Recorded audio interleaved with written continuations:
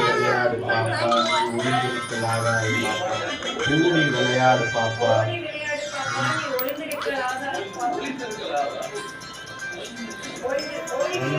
ஓய்ந்திருக்க ஓய்ந்து கூடி விளையாடு பாப்பா. ஒரு குழந்தையை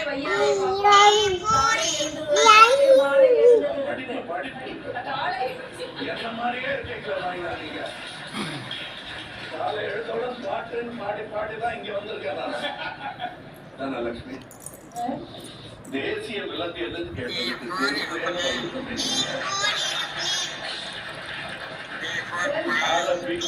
புலி அப்படின்னு சொல்ற போது கூட நீங்க ஒத்துக்கல.